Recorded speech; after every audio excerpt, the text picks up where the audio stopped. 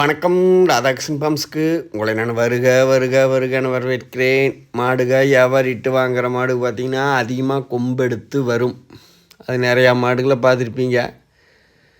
கண்டிப்பாக நம்ம நெகமற்றாப்படி பிறவிலேயே கொம்பு எடுக்கிற மாடுகளும் இருக்குது. இது நம்மளாம் வீடியோ போட்டு மாடு வெத்த மாடு தான் உங்களுக்கு தெரியும். இது பார்த்திங்கன்னா கட்டித்துறையிலேயே இருந்து அவங்க கண்டுக்காமையே விட்டு இந்த கொம்பு போய் பார்த்திங்கன்னா அதில் உள்ள முட்டி ஓட்டையே போட்டுருச்சு தோலை.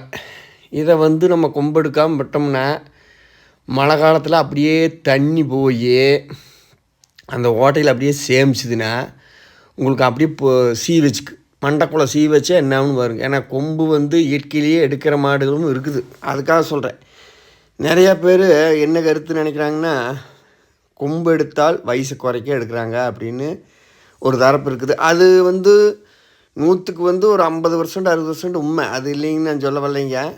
ஆனால் பிறவிலேயே நம்ம நெகமற்றமில்ல எவ்வளோ புண்ணாகி போச்சுன்னு வரும். அந்த புண்ணில் ஒரு கட்டித்தொழிலையே இவ்வளவு நாள் அவங்க அன்னாடு காலையிலும் பொழுதோடு அந்த மாட்டை பராமரித்த முறை எவ்வளவு தவறான முறைன்னு பாருங்கள். இவ்வளவு கொம்பு முட்டி இது ஒரே நாள்லேயே முட்டை போகுது. இது குறைஞ்சது பார்த்திங்கன்னா புண்ணாகிற அளவுக்கு இருக்கிறது பார்த்திங்கன்னா ஒரு